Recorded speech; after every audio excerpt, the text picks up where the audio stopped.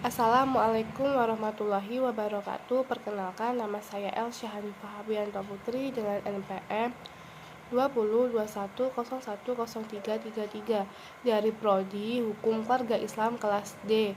Di sini saya akan menjelaskan tentang sumber hukum Islam. Apa saja sih sumber-sumber hukum Islam? Yang pertama yaitu ada Al-Qur'an.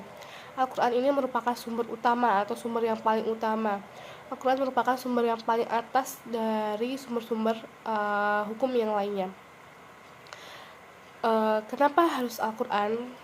Kenapa dia yang menjadi utama? Karena Al-Quran itu adalah kalam Allah yang dimana isinya itu adalah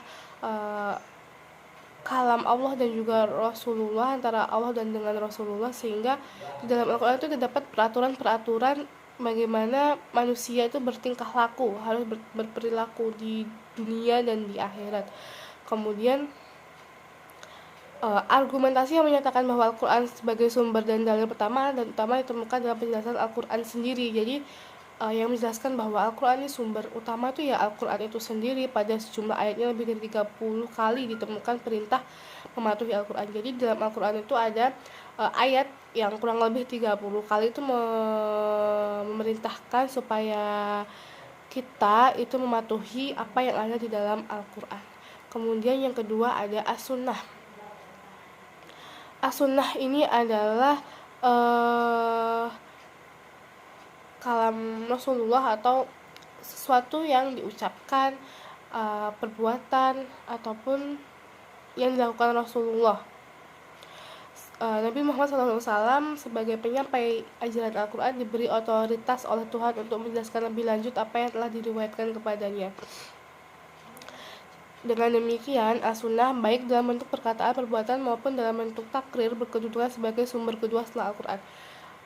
Mengapa As-Sunnah ini menjadi sumber kedua setelah Al-Quran? Jadi di dalam Al-Quran itu perintah-perintah atau larangan-larangan, hukum-hukum itu hanya disebutkan secara umum. Kemudian di dalam As-Sunnah atau perkataan, perbuatan, dan takrir, Nabi Muhammad SAW itu menjelaskan bagaimana caranya manusia ini mengaplikasikan apa yang ada di dalam Al-Quran. Jadi As-Sunnah ini adalah memerinci apa yang ada di dalam Al-Quran. Kemudian yang ketiga ada akal dan proyeksi ijtihad. Apa sih itu akal? Akal menurut Al-Quran, lebih khusus ya menurut pengertian pra-Islam, yaitu memerhatikan alam sekitarnya dengan otak, yang dimana otaknya adalah organ tubuh akal. Artinya akal itu sendiri terdapat di dalam otak oleh seseorang yang digunakannya untuk berpikir, dan berdasarkan pemikiran itu maka lahirlah suatu ide atau gagasan.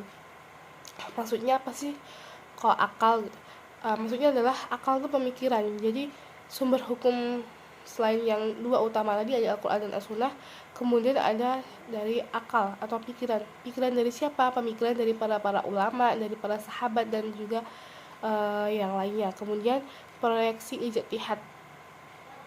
Ijtihad menurut bahasa berarti usaha yang keras dan bersungguh-sungguh. Sedangkan pengertiannya dari segi istilah, ijtihad adalah berusaha menetapkan hukum terhadap masalah yang belum ada ketetapan hukumnya dalam Al-Quran dan hadis, yang dilakukan dengan secara cermat dalam pikiran yang murni.